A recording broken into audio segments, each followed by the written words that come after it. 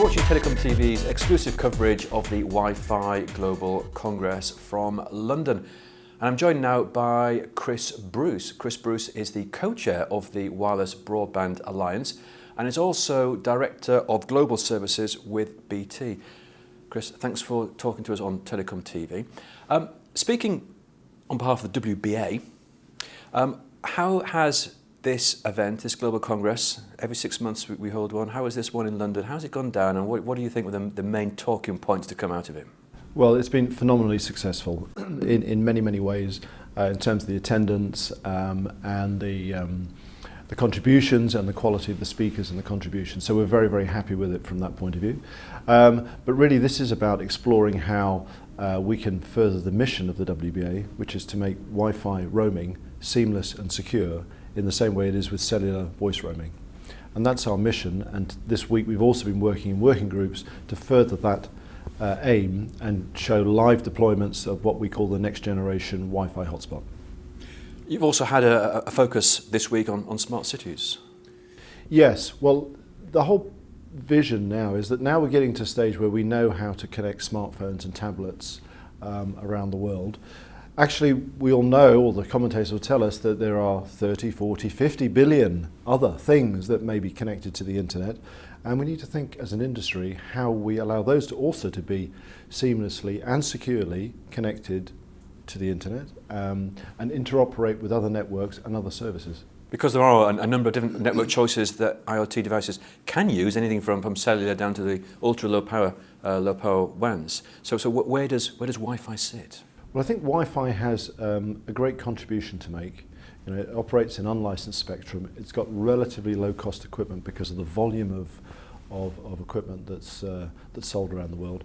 It's not necessarily going to solve all problems in all cases, and I think the reality of the Internet of Things, it's going to be very fragmented in terms of networks, in terms of applications, in terms of sensors. So I think we're going to have to get used to working in a world that's a little bit more fragmented, but Wi-Fi can help in that journey, and the WBA with its work in bringing together an industry to interoperate, we feel also that we can help on that journey. How important is it to keep the unlicensed spectrum as it is today with available for a wide range of uses and users? Well, I think that's critical.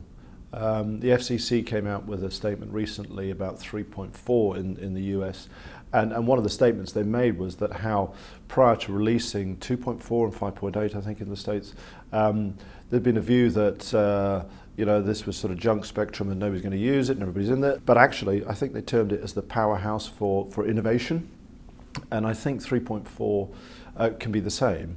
And so that opening up of opportunity has allowed many people to innovate. And I think I'd have to say that that's been one of the drivers for such a great contribution economically and socially to the modern world in which we live. There's quite a debate here at this event about the coexistence of licensed and unlicensed service provision.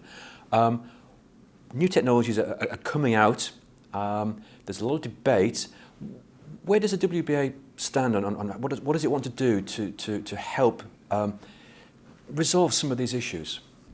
Yes, I mean obviously we've got convergence going on here, and almost by definition that means two things that were separate are coming together or maybe colliding, who don't know. But if you stand back from it from the point of view of the user, of the operator that wants to deliver a service to the user, the amount of data that users are consuming and the places in which they want to consume it, as an industry we've got to get our heads around the fact that we need to use all the tools in the kit bag to actually serve these customers, whether it's licensed, unlicensed, low power, 2G, 3G, 4G, Wi-Fi, you name it. Now there's going to be a few bumps in the road while we get there, but we have to find a way to fairly use this spectrum in a way that serves the customers best, but also incentivizes the industry to invest in the services. So, as we see more innovation in the unlicensed spectrum, IoT, we're talking billions of potential devices coming on board. Are there guarantees that all those devices will work correctly with the networks? Are we going to cause service providers big headaches with especially the low-cost devices, maybe skipping some of the conformance side of things? I think that's a big challenge, actually. We're moving into a world where, we came from licensed, where a very small number of large companies would deliver service, to Wi-Fi unlicensed, where it got distributed and diversely spread through the industry to the extent that a coffee shop owner can order a broadband line, a router, and they're a Wi-Fi operator. And now we're going again with sensors. And essentially anybody could become an operator. And in a way, that's what we're going to need with 50 billion things. However, that may liberate potential, but it also may just show some risks around the security of how you handle the information that's being collected, how you interoperate, collecting that data with something else. And even there aren't standards are just emerging with things like HyperCat and so forth. So there's a lot of work to do to try and provide some overall framework, but at the same time not constrain innovation. Excellent. Chris, thank you very much indeed. My pleasure.